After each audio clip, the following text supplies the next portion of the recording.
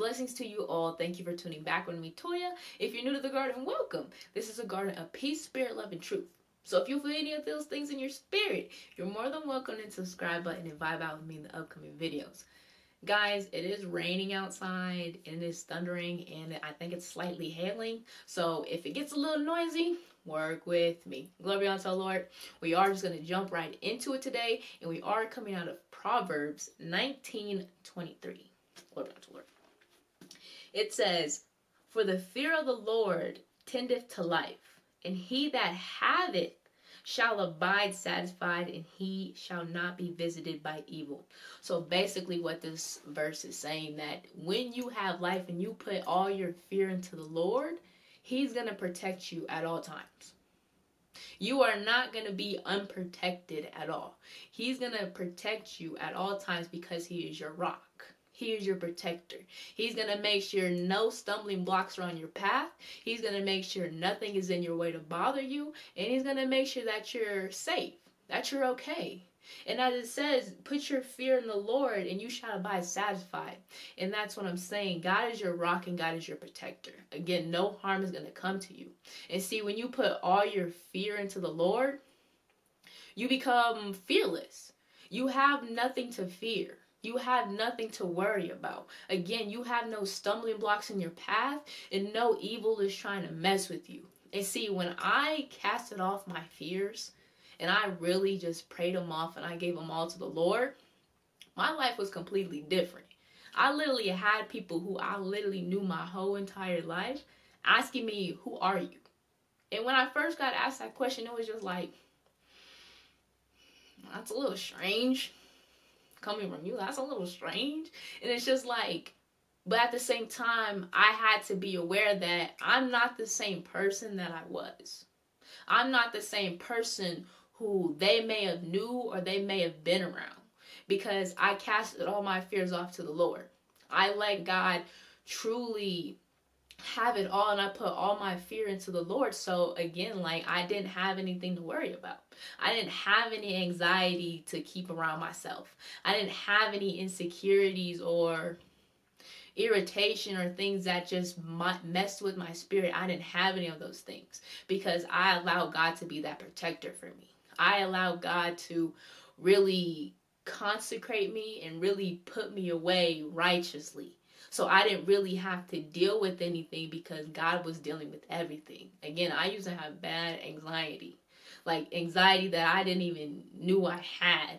And when people used to be like, "You have anxiety," it used to catch me off guard because it's like, what do you mean? I don't have anxiety. Then when God finally told me that, "Shatoya, you have anxiety. You panic for no reason.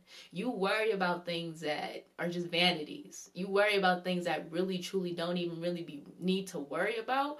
And it's causing you to act a certain way that you truly don't even need to act that way." But it's the fact that I didn't even know I had it. I didn't even know I was even dwelling in that spirit. But the fact that God came and even showed me that I was dwelling in the spirit, cast it off, let it go. And it's like, I just became so free. I'm free. You know what I'm like? Again, I don't worry about anything. I don't stress about anything because it's like, if I'm putting all my fear into the Lord and God is saying that no evil is going to come my way and I'm going to be protected at all times, then what am I worried about? Then what am I really focused on? And then God showed me that focus on your gifts. Focus on the things that I'm giving you. Focus on the things that I've bestowed in you. Bring your gifts to life. And see, when you cast all that fear off, you're able to really bring your gifts to life. You're not worried about how anybody feels about this. You're not worried about how that project looks. You're literally just making it because you love making it. You're literally just making it because either you feel like making it, and whoever doesn't like it, it doesn't really matter to you.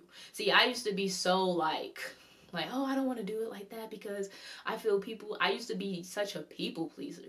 And God's like, stop doing that. Stop people pleasing people, because what you don't see as perfect, I see as amazing. I see as great. That project that you made, it was wonderful. But you didn't like how it looked because you thought people wouldn't like, because you seen that you made a little mistake. You made a little mark, and it's like I said in the other video, nothing is truly a mistake. That little mark wasn't a mistake. It was meant to be there. It makes the picture pop. It gives it a different in-depth feeling. And it's just like, being personally taught that by God, it was just like, wow, like, okay, I see what you mean, God. I see what you're talking about. And just allowing my gifts to be exposed to the light, it was just like, wow, God giving me these gifts. And at the same time, I had to understand that even though God gave me these gifts, the world knows God gave me these gifts. And see, I was just meditating the other day, and it was just like, the meditation was heavy, because at the same time I'm meditating, I'm thinking, and it's just like, God gave me these gifts, but the world also knows I have these gifts. So the world's not going to want me to have these gifts.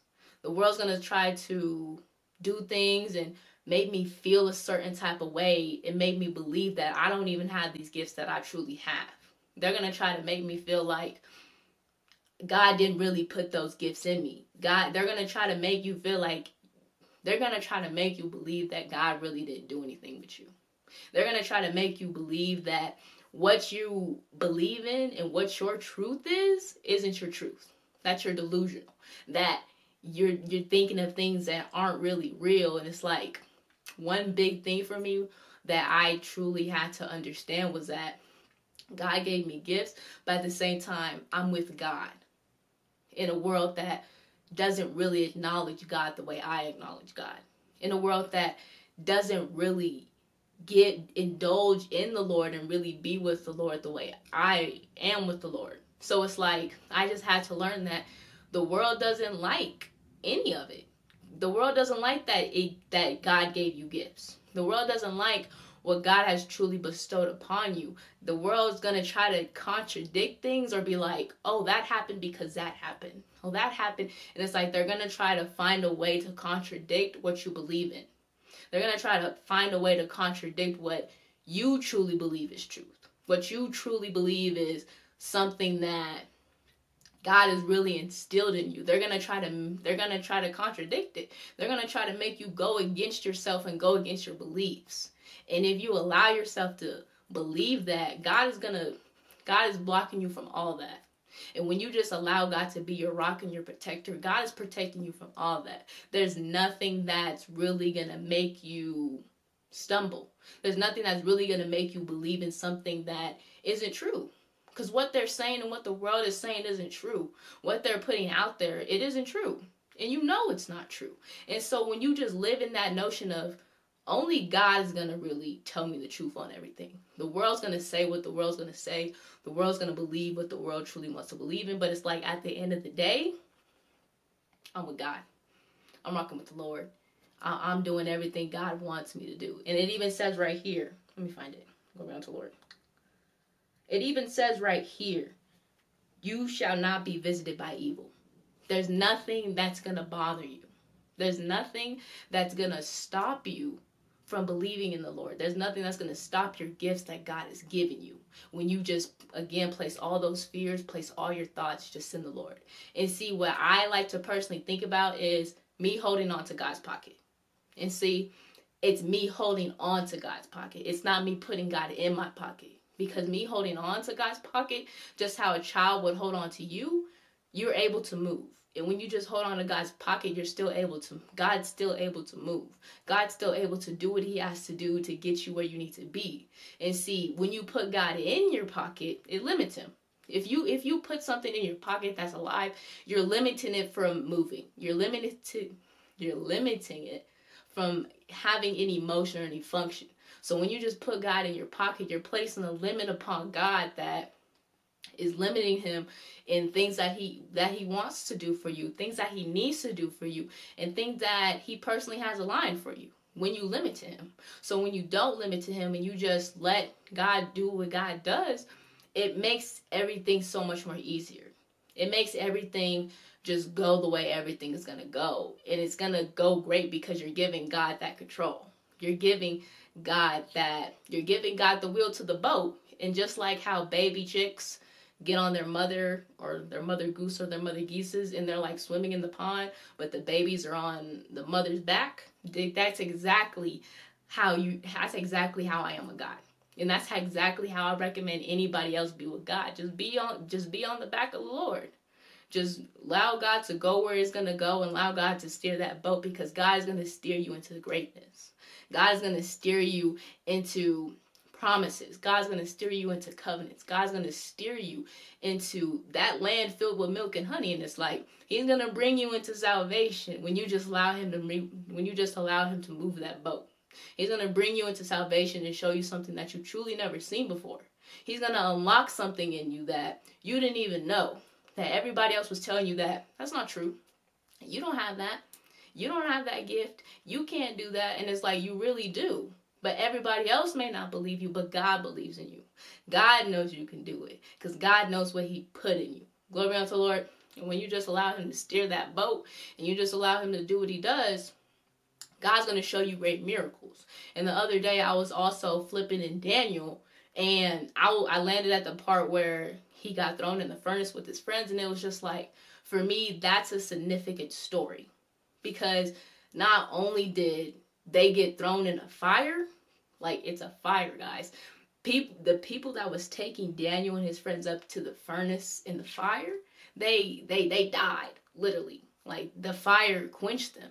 And as Daniel and them, as Daniel and them continued to go into the fire, they didn't burn. It literally says no hair on their head burned. They were fully clothed head to toe, and nothing happened. And even King Nebuchadnezzar was like, didn't we put 3 people in that fire?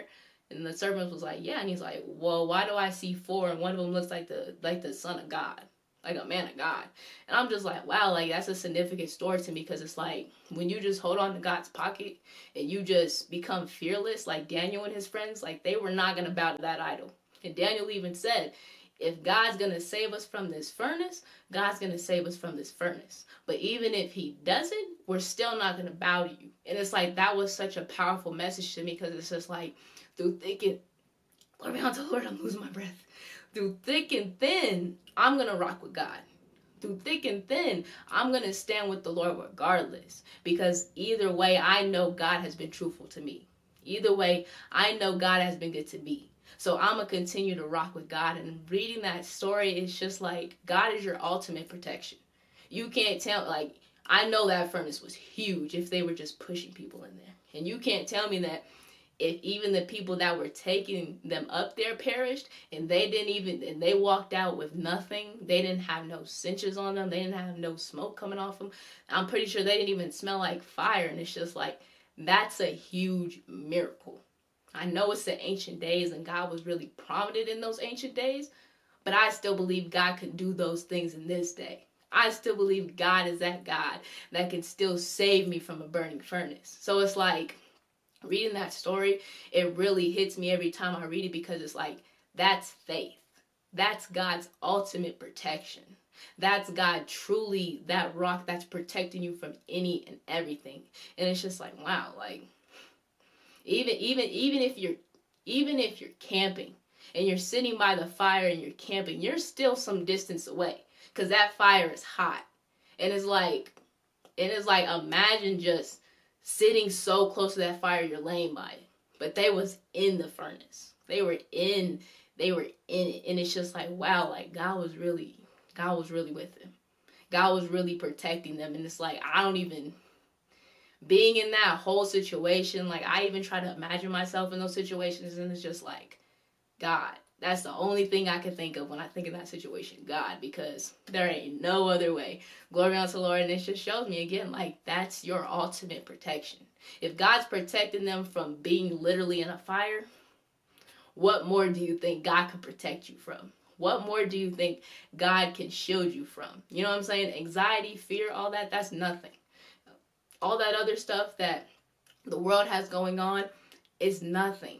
God is your ultimate protection. God is your ultimate rock. And that concludes our video, that God is your ultimate rock. I hope you enjoyed, and I'll see you again.